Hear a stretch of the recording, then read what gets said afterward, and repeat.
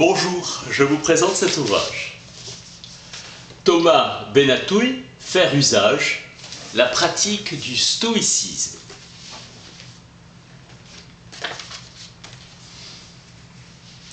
Thèse de doctorat. L'importance de vivre en philosophe. Pierre Hadot.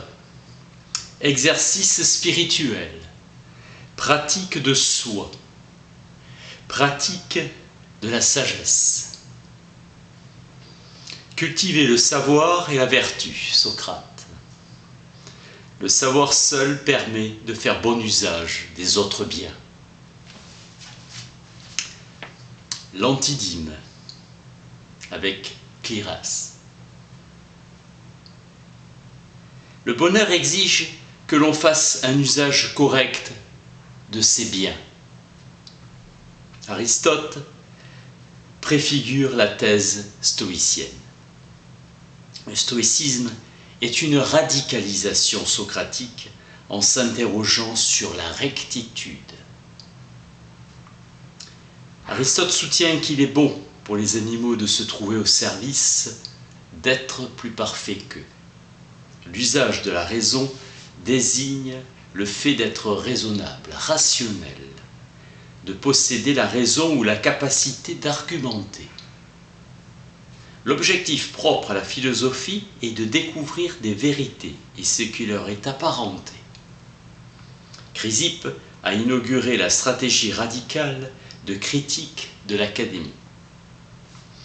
Le pire reproche que l'on puisse faire à un philosophe socratique est de ne pas mettre ses actes en cohérence avec ses paroles.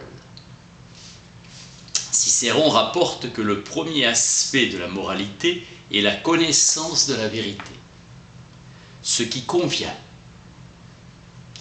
Malgré sa nature rationnelle, il arrive souvent à l'homme de ne pas être à la hauteur de cette nature et de se détourner de la raison. La véritable passion affecte l'âme au-delà de tous ses assentiments et la conduit à perdre le contrôle d'elle-même. L'esprit ne peut contrôler les passions, c'est bien plutôt les passions qui prennent le contrôle de l'esprit. La raison droite réservée aux sages et aux dieux est la vérité de la raison humaine. La quasi-totalité des hommes mènent leur vie au mépris de la droite raison. La perversion de la raison ressort de l'influence des autres hommes. La raison droite fournit les normes de la conduite humaine et reçoit à ce titre le nom de loi. Le sage est dans la légalité et il est un homme de loi. Le sage seul est légaliste car il respecte et connaît la seule véritable loi qui existe, la droite raison supérieure. S'attacher au concept de convenable au devoir. Les normes rationnelles et morales de la conduite humaine ne sont qu'un degré supérieur d'élaboration d'une normalité, une normativité, présente dans toute la nature. La raison droite ne se réfère pas à des normes surhumaines, mais à la substance même de toutes nos impulsions, les convenables. Chez l'homme, la perception de la conséquence est une capacité élémentaire de la raison. Chacune de nos actions suppose l'assentiment donné à une norme convenant à la situation.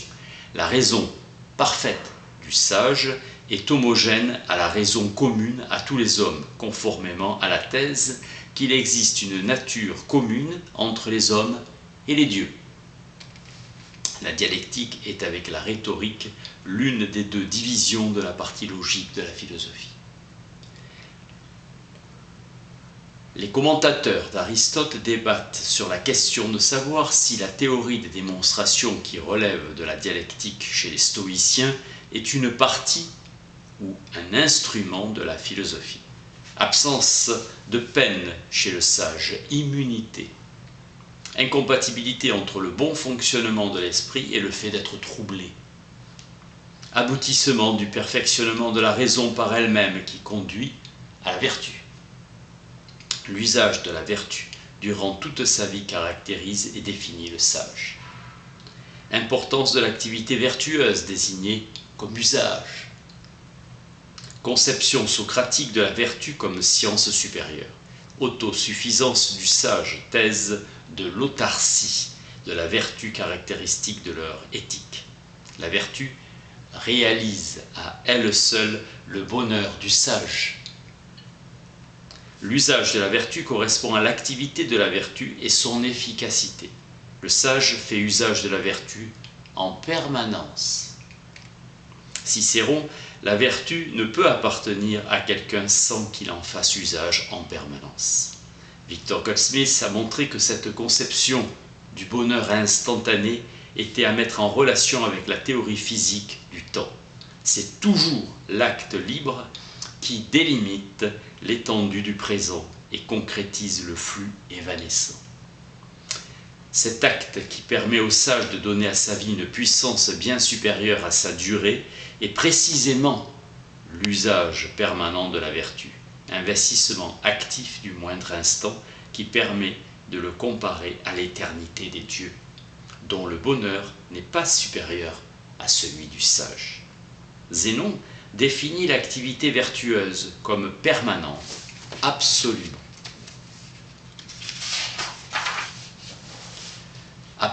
continue et ininterrompue, depuis le moment de l'acquisition de la vertu jusqu'à la mort du sage.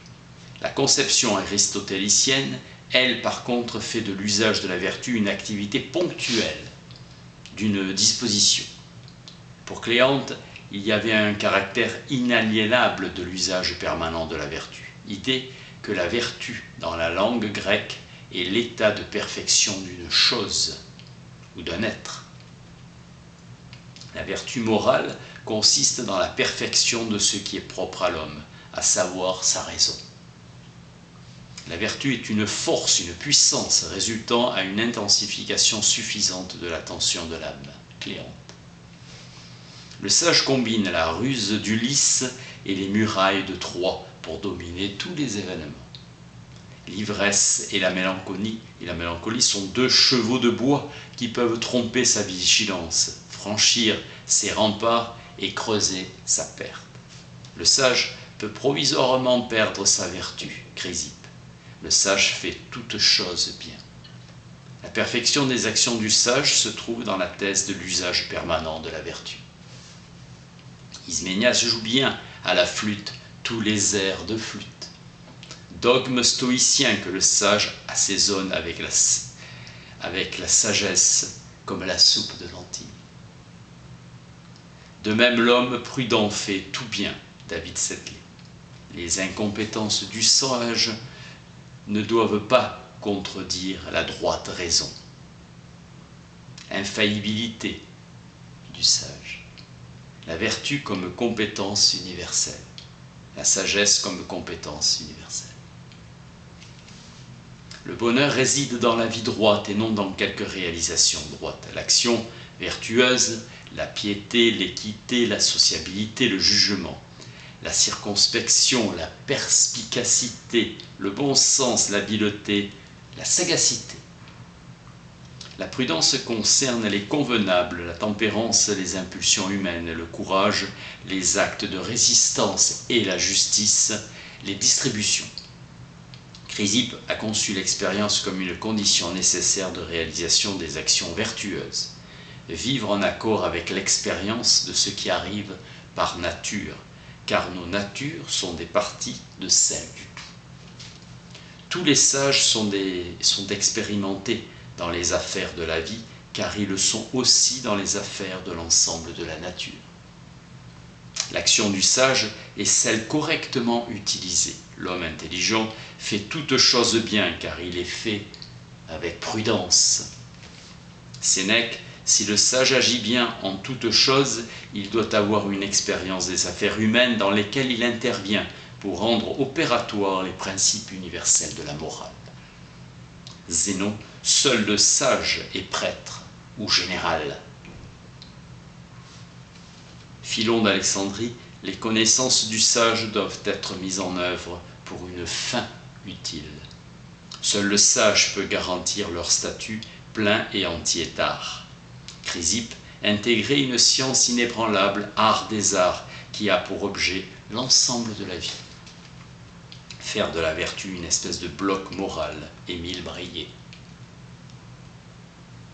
La vertu comprend aussi de l'action, car elle est l'art de la vie entière et en elle réside aussi la totalité des actions.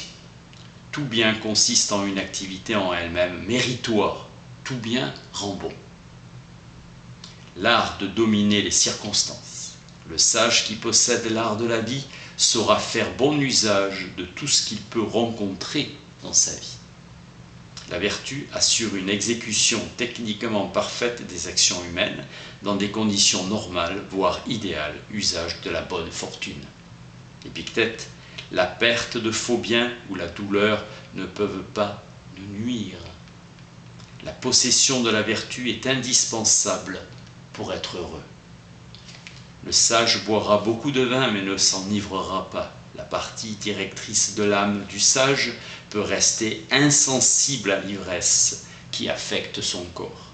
Le sage refuse de réduire les relations avec autrui au plaisir qu'on peut en tirer. Le sage n'est pas austère, dur ou amer. Quant à la joie, émotion non passionnelle que le sage peut éprouver en accord avec la raison droite, bonne affection. Zénon, homme vit non pas seulement en vue de manger et de boire, mais en vue de faire pleinement usage de la vie pour bien vivre. Zénon. La vie ne doit pas être consacrée seulement à nous sustenter. Épictète, manger et boire sont les fonctions que les hommes partagent avec les animaux et au-dessus desquelles ils doivent s'élever pour assumer leur place dans la nature. Pas une vie selon l'impulsion. Le stoïcisme constitue une doctrine de l'usage de la vie, philosophie qui ne met rien au-dessus de la pratique pour en développer toutes les puissances. Le sage n'a pas d'autre activité que le bon usage quotidien de lui-même et du monde. Aucun plaisir pur, aucune contemplation, aucune évasion ni aucun dépassement de soi ne viennent jamais l'interrompre. Maîtrise de l'usage, souci de soi, Foucault, mesurer au plus juste la place qu'on occupe dans le monde. Thomas Benatouille, faire usage, la pratique du stoïcisme. Merci.